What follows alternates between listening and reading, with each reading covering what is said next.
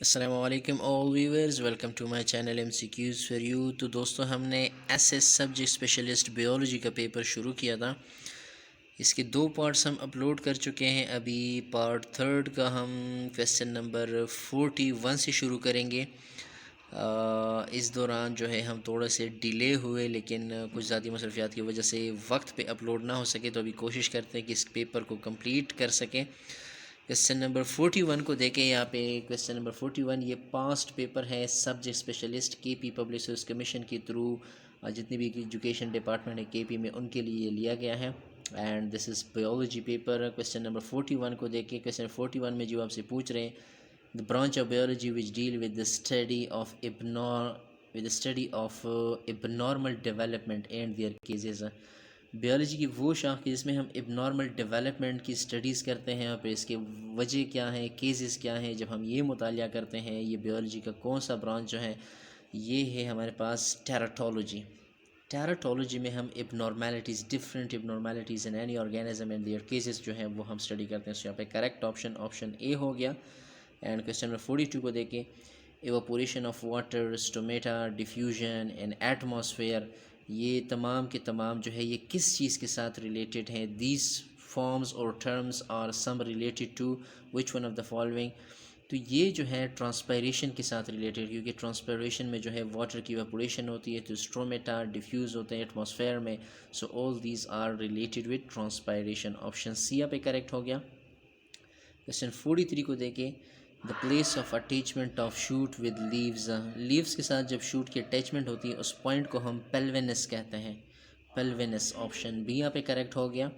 And question number 44, which one of the following is an autotroph. Duckweed जो है ये autotroph है, बाकी ये तमाम के तमाम जो है ये हेटरोट्रॉफ हैं। डगवीड दिस इज़ ऑटोट्रॉफ, ये फोटोसिंथेसिस करता है, फोटोसिंथेसिस के थ्रू अपने लिए फूड खुद प्रिपेयर करता है। सो यहाँ पे 44 में ऑप्शन सी करेक्ट हो गया। एंड क्वेश्चन नंबर 45 को देखिए। Root hair occurs in, root hair कहाँ पे वाक़ होते हैं। सो ये epidermal cell in the zone of maturation, in the zone of maturation में जो है epidermal cell in the zone of maturation में रूट हेयर्स पाए जाते हैं, ऑकर होते हैं। सो यहाँ पे जो करेक्ट ऑप्शन बनता है option B here is the correct option.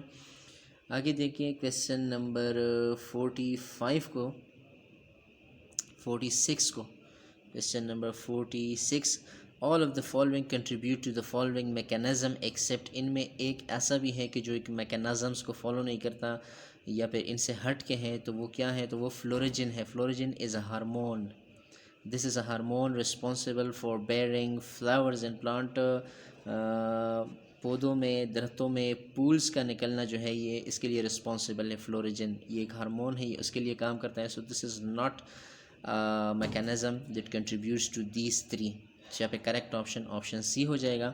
And question number 47, which of the following would be normally contain blood with least amount of oxygen. अच्छा जी, जहाँ पे सबसे कम ऑक्सीजन वाला ब्लड पाया जाता हो, जिसमें ऑक्सीजन कम हो, ऐसा ब्लड कहाँ पे पाया जाता है। ऐसा ब्लड पल्मोनरी आर्टरी में पाया जाता है। पल्मोनरी आर्टरी से फिर ये लंग्स में ट्रांसफ़र होते हैं, वहाँ पे इसकी ऑक्सीजनेशन होती है और फिर जो है ये वापस आ जाते हैं। So pulmonary arteries are arteries that contain blood with least amount of oxygen। So option C यहाँ पे करेक्ट हो गया। एंड क्वेश्चन 48 को देखें। डीएनए रिप्लिकेशन होकर, डीएनए की रिप्लिकेशन इंटरफेज में होती है, G1 फेज़ में रिप्लिकेशन होती है डीएनए की। सो यहाँ पे G1 वगैरह डिटेल नहीं दी, बस सिर्फ इंटरफेस फेज़ का पूछ रहे, तो इंटरफेस में डीएनए की रिप्लिकेशन होती है। ऑप्शन बी यहाँ पे करेक्ट हो जाएगा।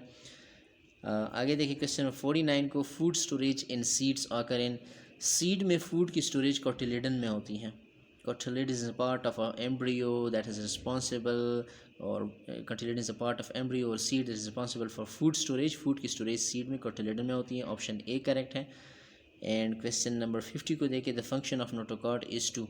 अच्छा जी, फंक्शन ऑफ नोटोकॉर्ड, नोटोकॉर्ड के काफ़ी सारे फंक्शन हैं। बी भी ठीक है, सी भी ठीक है, और आई थिंक डी भी ठीक है, क्योंकि सपोर्ट का भी ये काम करते हैं। लेकिन मोस्ट अप्रोप्रिएट जो मुझे लग रहा है यहाँ पे, forms the vertebrae in higher coordinates. This this is most valid function of notochord, क्योंकि नोटोकॉर्ड जो है बाद में फिर ये वर्टिब्रिया में कन्वर्ट हो जाते हैं, वर्टिब्रल कॉलम में कन्वर्ट हो जाता है। So forms vertebrae in higher coordinates. Option B here is the correct option. आगे जाते हैं क्वेश्चन नंबर 51 की तरफ। नंबर 51 को देखिए, आपको शायद दिखाई ना दे रहा हो लेकिन मैं पढ़ के सुना देता हूँ। A plant that produces fruit has leaves with veins branching to form a net like pattern and has vascular bundle. अच्छा जी, वो एक प्लांट का पूछ रहे हैं, एक प्लांट का पूछ रहे हैं कि जो फ्रूट भी प्रोड्यूस करता है, लीव्स भी उसमें होते हैं और लीव्स की जो वैन्स हैं वो ब्रांचिंग होते हैं, जाल की तरह पैटर्न इन्होंने बनाया हुआ होता है और इनका वास्कुलर बंडल भी होता है। इन स्टेम में इनका वास्कुलर बंडल होता है और इनका वास्कुलर बंडल जो है ये सर्कुलर फॉर्म में अरेंज हुआ होता है। तो ये प्लांट कौन सा प्लांट हो सकता है? कॉर्न प्लांट्स या फिर फर्न्स हो सकते हैं, पी प्लांट्स या फिर पाइन हो सकते हैं। तो this is here correct option is corn plant. Corn plant का वास्कुलर बंडल जो है ये स्टेम में और सर्कुलर फॉर्म में होता है, फ्रूट भी बेयर करता है।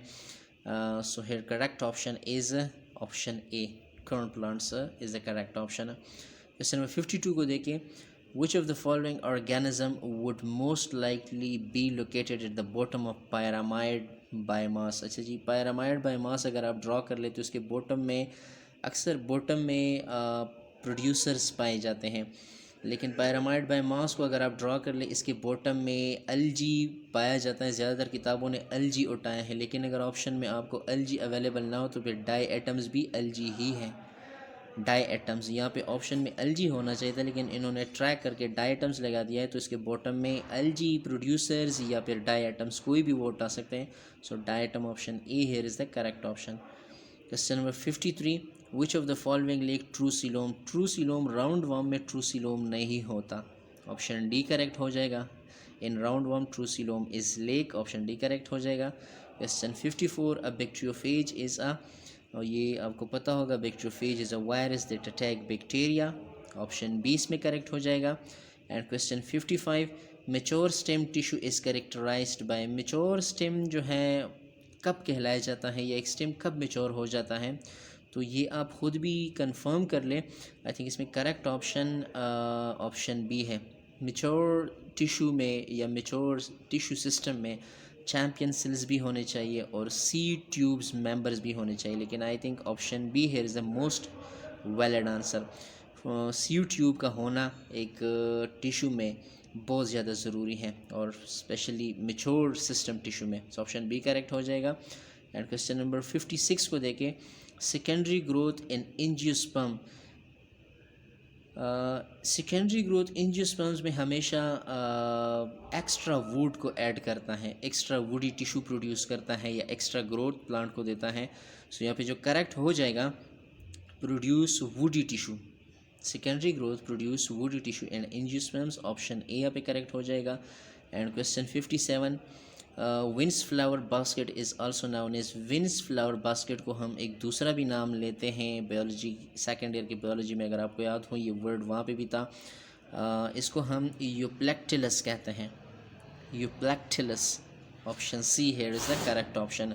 This is a second name used for Venus flower basket. Question 58 को देखिए, इन ओरिजिन स्पर्म्स, और ओरिजिन के हिसाब से स्पर्म्स क्या है? स्पर्म्स जो है ये मीजोडर्मल है। 3 लेयर्स हम स्टडी करते हैं, ectodermal, endodermal and mesoderm, second layer mesodermal. तो ओरिजिन के हिसाब से स्पर्म भी जो है ये मीजोडर्मल है, ऑप्शन बी यहाँ पे करेक्ट ऑप्शन है। क्वेश्चन नंबर 59 को देखें, क्वेश्चन नंबर 59 में जो आपसे पूछ रहे हैं, vermiform appendix is functional in, vermiform appendix ज़्यादातर तो जो है ये वेस्टिजियल ऑर्गन है, इसी फंक्शन के लायक नहीं, या ज़्यादातर लिविंग ऑर्गेनिज्म में इसका कोई फंक्शन नहीं, वेस्टिजियल ऑर्गन है। लेकिन ये अब भी बाज़ एनिमल में अब भी फंक्शनल है, जैसे कि रेट हो जाए, रेट और रेबिट में, रेट और रेबिट में, या रूडिनेंट्स जो रात के वक्त निकलते इन सर्चिंग ऑफ फूड, ऐसे एनिमल्स में ये अब भी जो है एज अ डाइजेशन ये काम करते हैं, डाइजेशन के तौर पे ये अब भी काम करते हैं। रूडिनेंट्स में ख़ास तौर पे अगर रेट हम ले लें या रेबिट्स हम ले लें, सो यहाँ पे करेक्ट ऑप्शन ऑप्शन डी हो जाएगा। It is a vestigial organ, या जिस तरह हम कहते हैं, आपने पढ़ा होगा या सुना होगा टीचर से, इस तरह कहते थे कि इंसान में भी अपना एक टेल होता था, लेकिन वो फिर आहिस्ता आहिस्ता एवॉल्व होता गया, ख़त्म होता गया, अब उसका एक छोटा सा पार्ट है जो नॉन फंक्शन है। So this is known as a vestigial organ. तो अभी लिविंग ऑर्गेनिज्म ऐसे हैं कि जिनमें ये ऑर्गन वर्मिफॉर्म्स अपेंडिक्स पाया जाता है और फंक्शन कहीं ना कहीं पे कुछ ना कुछ फंक्शंस परफॉर्म करते हैं। जिस तरह मैंने रेट की एग्जांपल दे दी कि रूडिनेंट्स या रेट में ये डाइजेशन के तौर पे अब भी काम करते हैं। अच्छा, आज की वीडियो का आखिरी सवाल क्वेश्चन 60 पार्ट 3, इंशाल्लाह 61 से पार्ट 4 में आपके साथ हाजिर होंगे। Living member of psilopsida is, psilopsida जो है इसका लिविंग मेंबर साइलोटम है। ऑप्शन सी मौजूदा जो इसका मेंबर अभी हमारे पास मौजूद है, एक्सटेंड नहीं हुआ, वो साइलोटम है। Psilotum is a living member of Psilopsida. ये प्लांट्स के कुछ ग्रुप्स थे, आपने एफएससी फर्स्ट ईयर में पढ़े होंगे, याद होगा आपको। सो living member of psilopsida Psilotum. तो ये थे हमारे पार्ट 3 के एमसीक्यूज़ हैं of SS subject specialist biology paper conducted by KP public service commission. इंशाल्लाह 61 से पार्ट 4 में आपके साथ हाजिर होंगे। तब तक के लिए स्टे विद अस। कोई भी चैनल पर नया हो तो चैनल को सब्सक्राइब करना ना भूलिए। वीडियो अपने दोस्तों के साथ शेयर करिए, लाइक करिए। Thank you so much for watching.